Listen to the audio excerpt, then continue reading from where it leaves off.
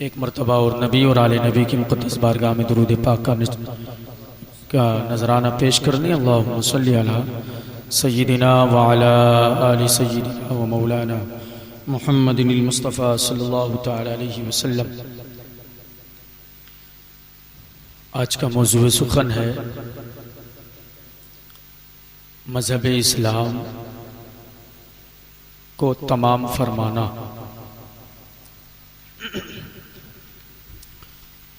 تھوڑا ٹف موضوع ہے، مشکل موضوع ہے، اس کو آسان کرنے کی کوشش کی جائے گی. اور محفل ذکر حسین پاک اہل بیت علیہم السلام ہے، یہ بڑی ادب کی جا ہے. یہاں پر ادب کے ساتھ آ کر کے بیٹھنا چاہیے، اور اس پر انشاءاللہ ہم بعد میں لب کشائی کریں گے کہ ہمارے سماج کو اہل بیت اکرام علیہم السلام سے کیا سبق لینا چاہیے. دور حاضر کو اپنے ذہن میں رکھیں اور 2-3 شعر سن لیں. اس کے بعد انشاءاللہ کچھ عرض و معروضات کا سلسلہ شروع کیا جائے گا. آج ہم دنیا میں اپنی حالت دیکھ رہے ہیں کہ ہماری قوم مسلم کی حالت کیا ہے، اور فلسطین کو ابھی آپ اپنی نگاہوں سے دیکھ سکتے ہیں. فلسطین میں کئی سارے لوگوں نے اسلام کے ماننے والوں پر اٹیکس کیے اور ان کو اپنی تلواروں کے اور بمس وغیرہ کا نشانہ بنایا. اور یہ دور اب سے نہیں چل رہا ہے. اسلام والوں کو نشانہ ہمارے نبی علیہ السلام کے دور سے بنایا جا رہا ہے. 2-3 شعر سنیں، اس کے بعد میں انشاءاللہ تقریر شروع کی جائے گی. آپ لوگ سارے لوگ مل کر کے ہمارے ساتھ پڑھیں. مر جائیں گے ایمان کا سودا نہ کریں گے،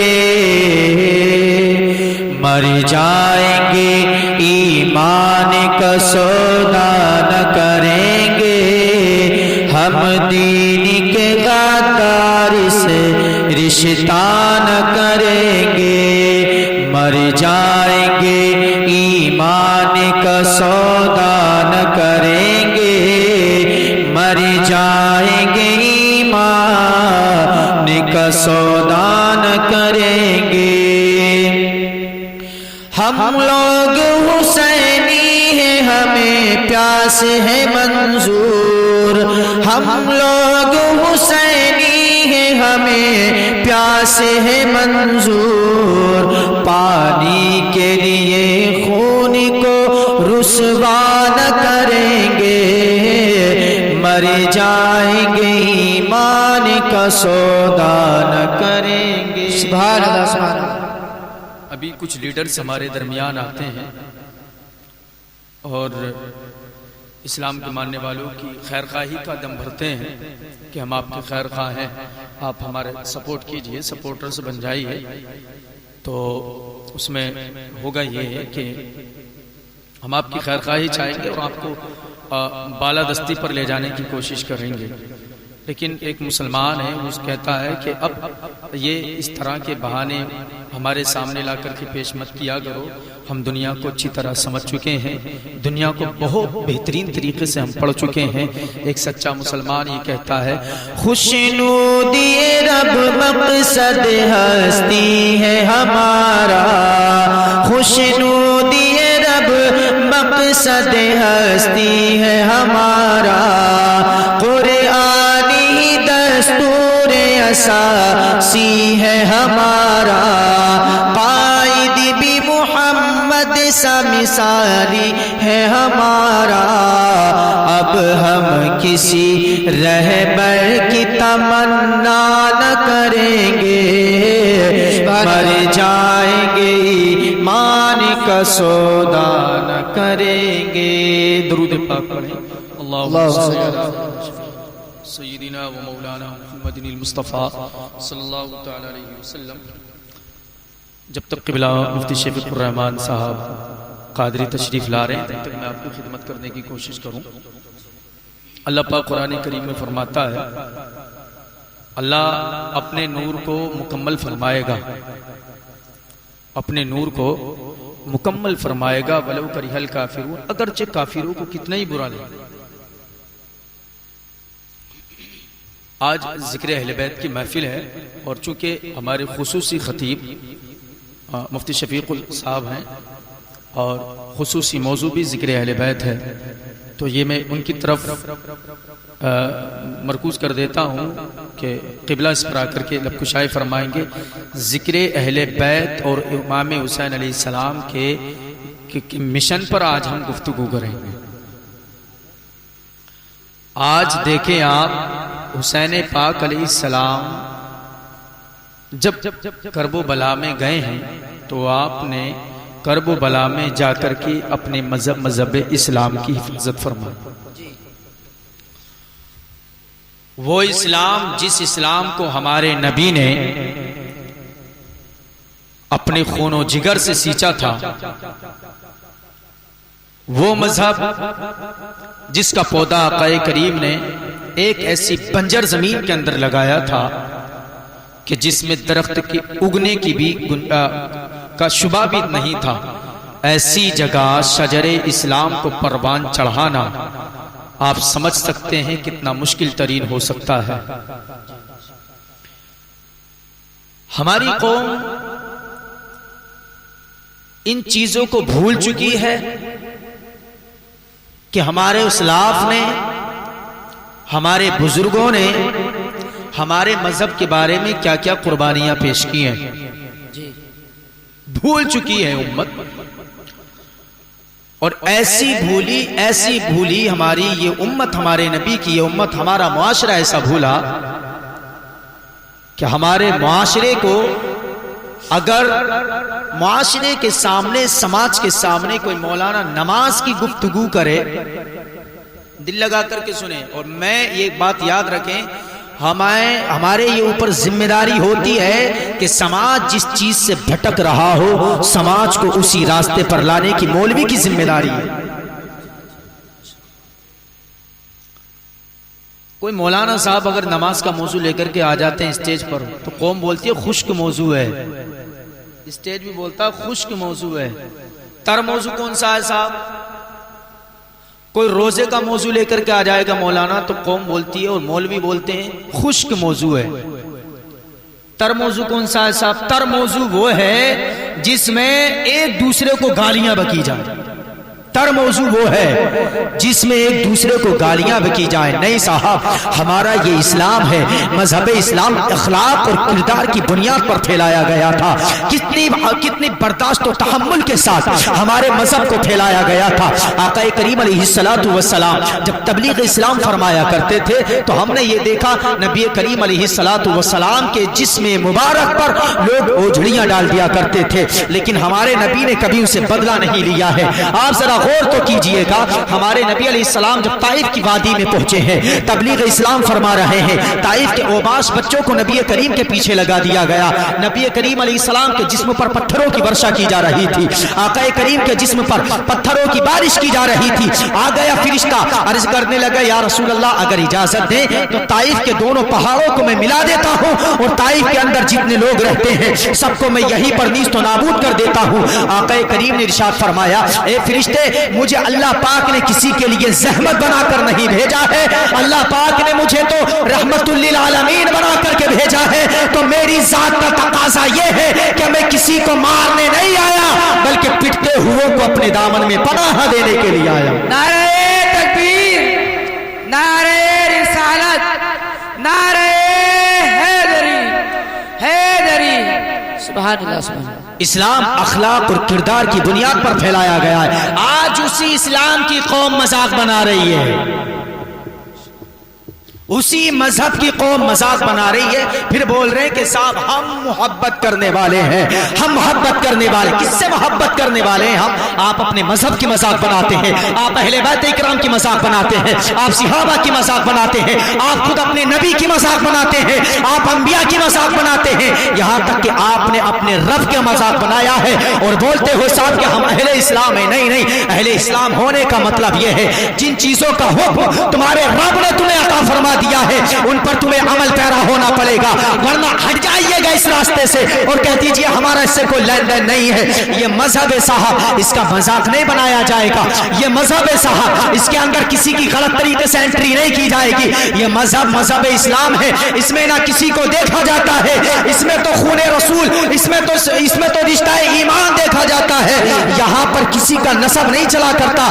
یہ ہے اسلام کی حقانیت، یہاں پر نسب کی وجہ سے نہیں بلکہ یہاں پر ایمان کے رشتے کی وجہ سے عزت دی جاتی ہے۔ میں آپ سے عرض کرنے لگا ہوں، آج ہماری قوم ہے اپنے مذہب سے کس قدر دور ہو چکی ہے۔ آج ہماری قوم کو اگر کوئی مولانا نماز کی بات شروع کر دے، قوم بولتی ہے عجیب طریقے کی تقریر ہو رہی ہے، دور کے حساب کی تقریر نہیں ہو رہی۔ اگر قوم کے سامنے کوئی مولانا اصلاحی بات بیان کر لگے، سماج کے اندر پھیلی ہوئی غلاظتیں، سماج کے اندر پھیلی ہوئی گنڈا گردیاں، سماج کے اندر پھیلی ہوئی بدتمیز پن، اگر ان چیزوں کے خلاف مولانا کی تقریر ہونے لگے تو صاحب مجمع بولتا ہے تقریر سمجھ سے باہر ہے۔ تقریر کون سی آپ کے سمجھ میں آئے گی؟ تقریر آپ کے وہ سمجھ میں آئے گی جس تقریر میں چیخ و پکار ہونا چاہیے۔ تقریر آپ کے وہ سمجھ میں آئے گی جن تقریروں میں گالیاں ہونی چاہیے۔ میں کہنا یہ چاہتا ہوں اے مسلمانوں، ہم نبی کے غلام ہیں۔ جب ہمارے نبی نے گالیاں کسی کو سکھائی نہیں ہے تو ہم اپنے نبی کے غلام ہونے کے ناطے یہ ہماری ذمہ داری ہے کہ ہم کسی کو غلط طریقے سے بھی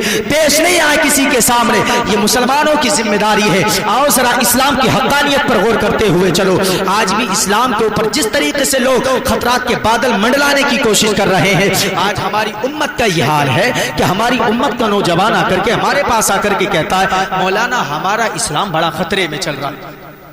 میں کچھ منٹ آپ کی خدمت کر رہا ہوں۔ مولانا ہمارا مذہب بڑے خطرے میں چل رہا ہے، ہمارے مذہب کے بارے میں کچھ سوچیں گے کیا؟ ہم آپ سے کہتے ہیں صاحب آپ کا مذہب خطرے میں نہیں چل رہا، آپ پر خطرات کے بادل منڈلائے ہوئے ہیں، آپ پر سنکٹ کے بادل منڈلائے ہوئے ہیں۔ ہاں صاحب، مولوی کی نظریں بہت تیز کام کرتی ہیں، یہ یاد رکھیں۔ ہماری نظریں الحمدللہ بہت تیز کام کرتی ہیں، ہم مستقبل کا پتہ دیتے ہیں۔ اگر آپ کی قوم پہ یہی جہالت والے قدم رہے، آج تو تم ریزرویشن کے لیے ترس رہے ہو، آج تو نوکری کے لیے ترس رہے ہو، ایک وقت آئے گا تم قبر کی زمین کے لیے بھی ترسو گے اگر یہی قدم آپ کے رہے۔ کرنا کیا ہے ہمیں اپنے سماج کے لیے؟ سماج کو کرنا کیا چاہیے؟ سماج کو کرنا چاہیے اپنے بچوں کا رشتہ اسکولز، کالجز، یونیورسٹیز اور مدارس اسلامیہ سے جوڑیں۔ یہ پیغام یاد رکھیں آج کی ہماری تقریر کا۔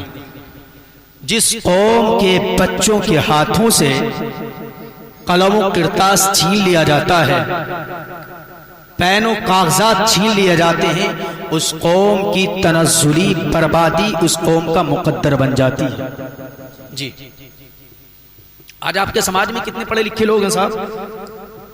مسلمانوں کا کتنا بڑا رقبہ ہے سنبل چھیتر، ایک یونیورسٹی آپ کے سنبل میں نہیں، ڈگری کالج آپ کے سنبل میں نہیں ہے۔ یہ ہماری کمیاں ہیں اور ہم چاہتے ہیں کہ صاحب ہم آنے والے دور میں کامیاب رہیں۔ نہیں، اگر آپ کو کامیابی سے ہمکنار ہونا ہے تو آپ کو قدم نکالنا پڑے گا۔ آپ یہ جو چھوٹے چھوٹے بچے آوارگی کرتے ہوئے گھومتے ہیں، کوئی گلیاں کھیل رہا ہے، کوئی گلی ڈنڈا کھیل رہا ہے، کوئی 24 گھنٹے کرکٹ میں لگا ہوا ہے، کوئی 24 گھنٹے ادھر ادھر بیٹھکوں پر جا کر باتیں کرتا ہے، ان بچوں کے ہاتھوں میں، چھوٹے چھوٹے بچوں کے ہاتھوں میں، اپنے بچوں کے ہاتھوں میں قلم دے دو اور ان بچوں کے ہاتھوں میں قلم دے کر کے یہ کہو کہ بیٹا ہمارے مذہب نے یہ سکھایا ہے کہ تمہیں دین کی تعلیم بھی حاصل کرنا ہے اور زمانے میں رہنے کے علم، زمانے میں رہنے اور پنپنے کے علوم بھی تم کو حاصل کرنا ہے۔ مطلب یہ ہے اپنے بچوں کا رشتہ آپ ایک طرف اسکول سے جوڑ دیں، ایک طرف کالج سے جوڑ دیں، دوسری طرف مدرسے سے جوڑ دیں۔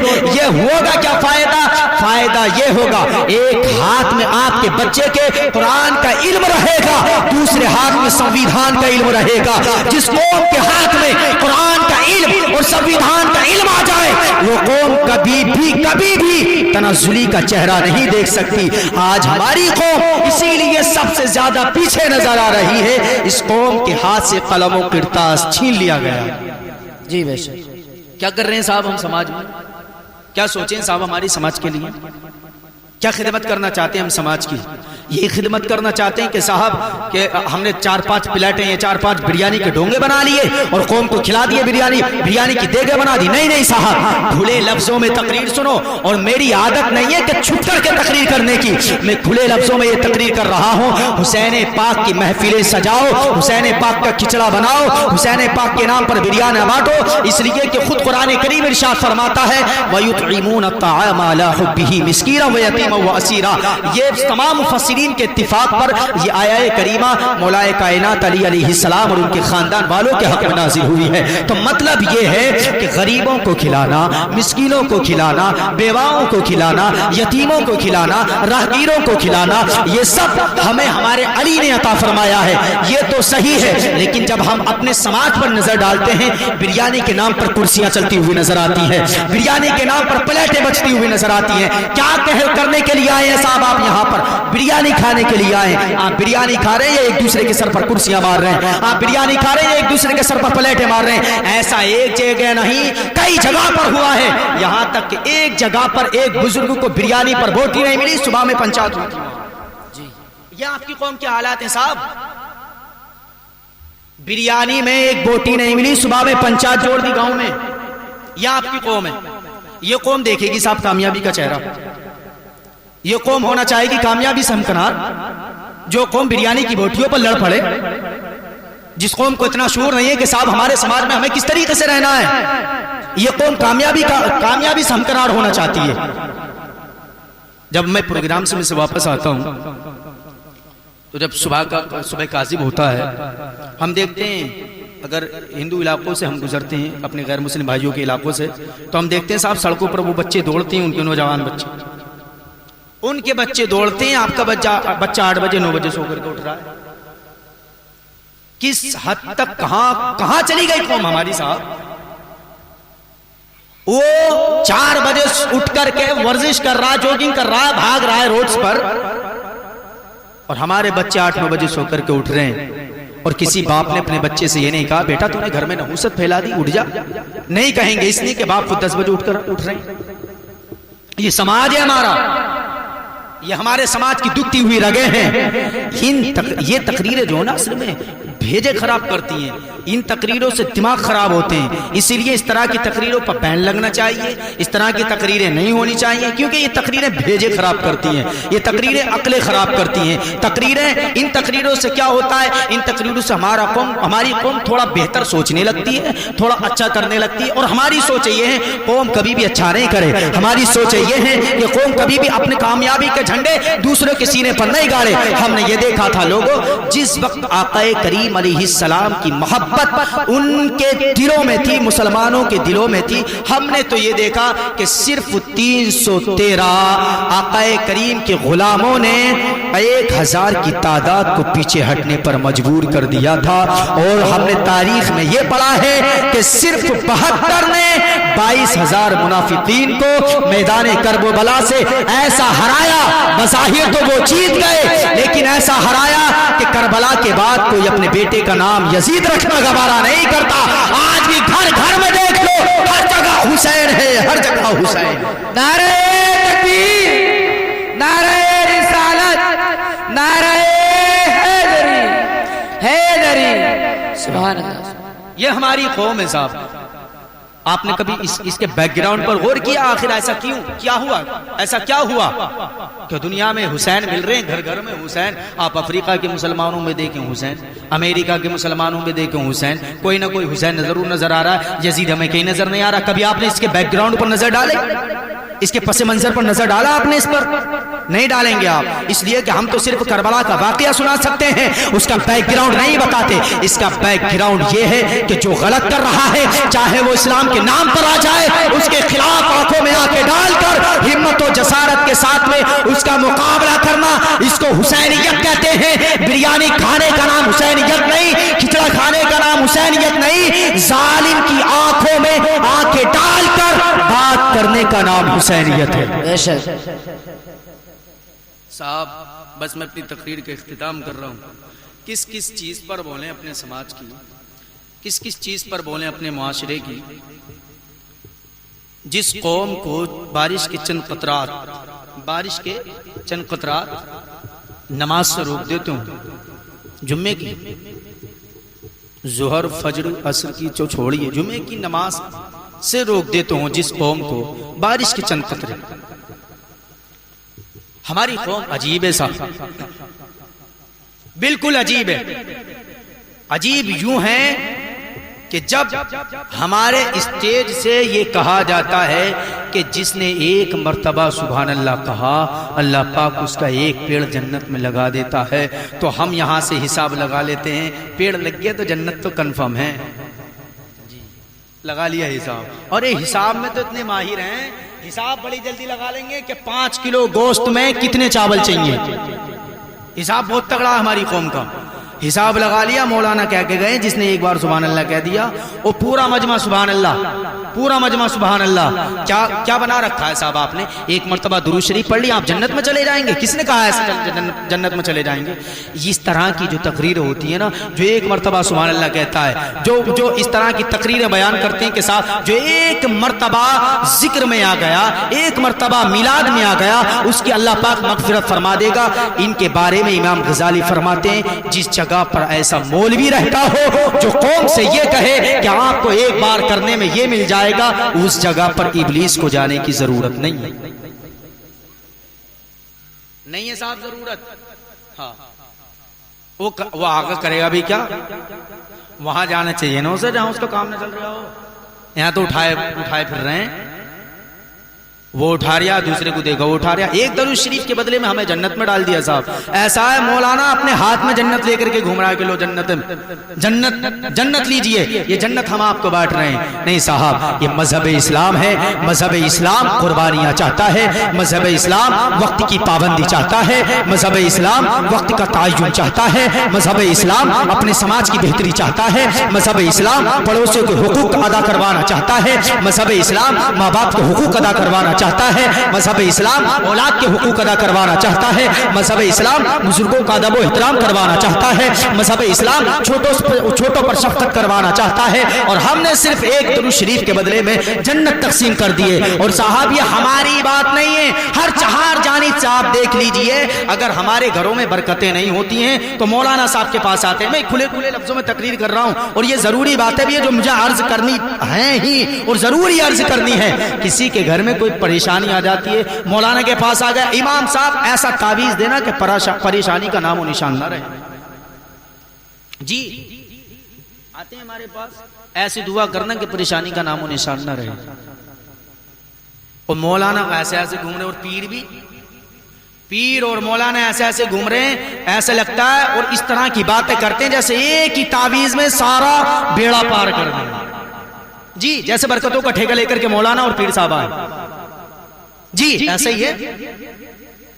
ایک درود شریف کے بدلے میں، ایک مرتبہ دعا کرانے کے بدلے میں، ایک بار تعویذ کے بدلے میں آپ بیڑا پار کروانا چاہتے ہیں۔ آپ کو پتا ہے میں تعویذات کا مخالف نہیں ہوں، مگر یہ یاد رکھیں بارشوں سے ضرور فائدہ ہوتا ہے، بارشوں سے ضرور فائدہ ہوتا ہے، لیکن بارشوں سے فائدہ انہی زمینوں کو ہوتا ہے جو زمینیں زرخیز ہوا کرتی ہیں، جو زمینیں سونا اگلا کرتی ہیں، جو زمینیں فصلیں اگانے کے لائق ہوا کرتی ہیں۔ ان زمینوں کو بارشوں سے فائدہ نہیں ہوتا جو پتھریلی زمینیں ہوا کرتی ہیں، ان زمینوں سے کبھی بارشوں سے فائدہ نہیں ہوتا ان زمینوں کو جو زمینیں فصلیں پیدا کرنے کی طاقت نہیں رکھتی۔ تو یہیں سے ہم بتا رہے ہیں جو ہماری جس کی زمین غلط ہے، جس کی زمین غلط ہے، اس کے لیے تعویذ کوئی باثر نہیں رہے گا، اور جس کی زمین سرخیز ہے اس کے لیے تعویذ باثر ضرور رہے گا۔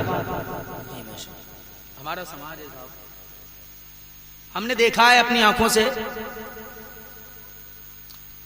لاک ڈاؤن سے پہلے وہاں جانا ہوا راجستھان بوندی میں، ہم نے دیکھا صاحب بے نمازی آپ کے اسٹیجوں پر بے نمازی آ کر کے تقریر کر رہے ہیں۔ میں بولتا ہوں کھلے لفظوں میں، بے نمازی آ کر کے تقریر کر رہے ہیں صاحب، اور کم سے کم 8 منزلہ ٹوپی، 8 منزلہ ٹوپی، اور ہم نے جب ان کی عیادت کے لیے گئے، ہم سے بتایا گیا کہ حضرت کی طبیعت ڈاؤن ہے، وہ دعا کرائیں گے، ہم ان کی عیادت کے لیے گئے، اللہ الصمد، آنکھوں میں آنسو لانے کو من کر رہا تھا۔ وہاں جا کر کے ہم نے جب حالات دیکھے، عورتیں ایسی بھنک رہی تھی جیسے مکھیاں بھنکا کرتی ہیں، اور وہ ایسا پڑا ہوا تھا جیسے مریض پڑا ہے، لاش پڑی ہے، اور اس لاش پر مکھیوں کی طرح عورتیں بھنک رہی تھی، کوئی ٹانگیں دبا رہی تھی، کوئی ہاتھ دبا رہی تھی۔ اور میں عرض کرنے یہ لگا ہوں، لوگوں ہم کیا سمجھتے ہیں کہ صاحب کہ ہماری بیٹیاں، ہماری بہنیں، ہماری مائیں پیر صاحب کے پاس چلی جائیں گی تو ہمارا بیڑا پار ہو جائے گا؟ نہیں نہیں صاحب، یہ پیر کوئی بھی پیر ہو، یہ مولوی کوئی بھی مولوی ہو، کتنا ہی بڑا مولوی ہو، کسی کا بھی مرتبہ میرے آقا حسین جیسا نہیں ہو سکتا۔ ان پیروں سے جب نماز کے بارے میں کہا جاتا ہے تو بولتے مولانا آپ ہمارا رتبہ کیا جانیں، آپ ہمارا مرتبہ کیا جانیں، آپ کو فقیروں کا اسٹیٹس کیا پتا، آپ کو فقیروں کی حیثیت کیا پتا۔ ہم دلوں کی نماز پڑھتے ہیں۔ تیرا رتبہ میرے حسین سے بڑا ہو گیا، تیرا رتبہ میرے آقا علی علیہ السلام سے بڑا ہو گیا۔ میرے آقا علی نے ایک بھی وقت کی نماز، دل کی نماز نہیں پڑھی ہے، ظاہراً نماز پڑھی ہے۔ میرے آقا حسین نے دل کی نماز نہیں پڑھی ہے، ظاہراً نماز پڑھی ہے۔ لوگ رکوع کرتا ہوا دیکھتے تھے، لوگ قیام کرتا ہوا دیکھتے تھے، لوگ سجدہ کرتا ہوا دیکھتے تھے، لوگ آپ کو تشہد میں بیٹھا ہوا دیکھتے تھے۔ تیرا رتبہ اتنا بڑھ گیا کہ تو حسین پاک سے بڑا ہو گیا۔ ظالم، تو یہ قوم کو دھوکہ دے رہا ہے، تو صرف اس طرح کہہ کر کے اپنی جیب بھراؤ آندولن پر کام کر رہا ہے، اور یہ آندولن ہر جہاں جانب سے ہو رہا ہے۔ مولوی اپنے مقصد میں پیچھے نہیں ہے، پیر اپنے مقصد میں پیچھے نہیں ہے، قوم کو بانٹ کر کے رکھ دیا، قوم کی جیب کا پیسہ اپنی جیب میں لانے کی کوشش کی جا رہی ہے، اور ہماری قوم ہے کہ صاحب اس کو سمجھنے کے لیے تیار نہیں ہے۔ میں اپنی قوم سے عرض کرنے لگا ہوں، اے میری قوم، اللہ کے واسطے آپ سے میں ہاتھ جوڑ کر کے عرض کرتا ہوں، اپنی مسجدوں کی حفاظت کرو، اپنی مسجدوں کو آباد کرو۔ یہ یاد رکھیں، ایک انگریز مدبر نے کہا تھا، جس دن مسلمانوں نے اپنی مسجدوں کو فجر میں بھر دیا، اسی دن سے اسلام ساری دنیا پر غالب آ جائے گا۔ آج ہماری قوم اگر اپنے مذہب کو سمجھنے لگے، واللہ العظیم پھر ساری دنیا کے لوگوں سے یہ کہے گی، ہو سکے تو لائیے خوبی بھرا مذہب کوئی، دو جہاں کی خوبیاں ہیں مذہب اسلام۔ اور 2-4 منٹ گفتگو کر لیں آپ سے، اجازت ہے آپ کی، جب تک قبلہ نہیں آ رہے ہیں۔ عرض یہ ہے، جب اسلام کے شجر کو میرے نبی نے لگایا، اس کی حفاظت کرنے کے لیے ایک عظیم چہرہ جس کو دنیا ابو طالب کے نام سے یاد کرتی ہے، جی اس شجر اسلام کی حفاظت کرنے والا سب سے پہلا بندہ کائنات خلق میں اللہ پاک نے حضرت ابو طالب کی صورت میں رکھا۔ جی ایسا ہی اختلافی مسئلہ ہم مان رہے ہیں، لیکن میرے اپنے نزدیک، جہاں تک میرا مطالعہ، جہاں تک میری اسٹڈی ہے، وہاں تک حضرت ابو طالب ہمارے نزدیک صحابی رسول۔ جی ہاں، میں عرض کرنے لگا ہوں، جس زمین پر آقا کریم علیہ الصلوۃ والسلام نے اپنے شجر اسلام کو لگایا تھا، اسلام کے درخت کو لگایا تھا، وہ زمین اتنی سخت دل تھی، اتنی سنگ دل تھی وہ زمین کہ صاحب اس زمین کے اندر جو کیڑے مکوڑے تھے، وہ کیڑے مکوڑے اسلام کے درخت کو کھانے کی کوشش کیا کرتے تھے۔ اس کی حفاظت کی گئی، اور ایسی حفاظت کی گئی، اور میں اپنے آخری تقریر کے ان جملوں میں یہ بات عرض کرنے لگا ہوں، اپنی قوم سے بالخصوص عرض کرنے لگا ہوں، اے میری قوم، اپنے نبی کے دامن سے جڑ جا۔ اگر تو اپنے نبی کے دامن سے جڑ گئی، واللہ العظیم جو تیری عظمت رفتہ ہے، جو تو اپنی عظمت کو کھو چکی ہے، وہ دن دور نہیں ہے۔ جس دن اپنی قوم نے اپنے نبی کے دامن کو پکڑ لیا، پھر کامیابی اور کامرانی سے یہ ہماری قوم ضرور ہمکنار ہوگی۔ اس لیے کہ آج ہمارے یہاں پر معجزات النبی بیان کیے جاتے ہیں، لیکن معجزات النبی میں چھپی ہوئی وہ طاقتیں، وہ قوتیں ہماری قوم کو نہیں بیان کی جاتی۔ فور ایگزامپل میں عرض کرتا ہوا چلوں، آج ہماری قوم میں علماء بیان کرتے ہیں، ہمارے نبی کی یہ شان ہے کہ نبی کریم علیہ الصلوۃ والسلام نے جبل ابو قبیس پر کھڑے ہو کر آسمان کے چاند کے 2 ٹکڑے کیے تھے۔ یہ تو بے شک معجزہ صحیح ہے، لیکن اس کے اندر جو طاقت کا راز چھپا ہوا ہے، آج ہماری قوم کو اسی طاقت سے روشناس کرانے کی ضرورت ہے۔ ہمارے نبی علیہ السلام نے جبل ابو قبیس پر کھڑے ہو کر آسمان کے چاند کے 2 ٹکڑے اسی لیے کیے تھے کہ ایک وقت آئے گا جب میری امت پر خطرات کے بادل منڈلانے کی کوشش کی جائے گی، ایک وقت آئے گا جب میری امت پر لوگ طرح طرح کے حربوں سے میری امت کو نیچے کرنے کی کوشش کریں گے. اگر ایسے وقت میں امت نے میرا دامن تھام لیا تو دنیا کو پتا چل جائے گا کہ ساری دنیا کے اندر دنیا جانتی ہے کہ صاحب جب دو قوموں کے درمیان جنگ ہوتی ہے تو جس قوم کے پاس طاقت ہوتی ہے وہی قوم طاقت کی وجہ سے وہی قوم اپنی طاقت کی وجہ سے کامیابی فتح و نصرت کی منزلوں پر پہنچ جایا کرتی ہے. آج ہماری قوم کے پاس بظاہر طاقت نہیں ہے. جبل ابو قبیس پر کھڑے ہو کر نبی کریم علیہ السلام نے آسمان کے چاند کے 2 ٹکڑے اسی لیے کیے تھے تاکہ میری امت گھبرائے نہیں. جب خطرات کے بادل چاروں طرف سے منڈلا جائیں تو اپنے نبی کی ایک انگلی کے اشارے کی طاقت کو دیکھ لے.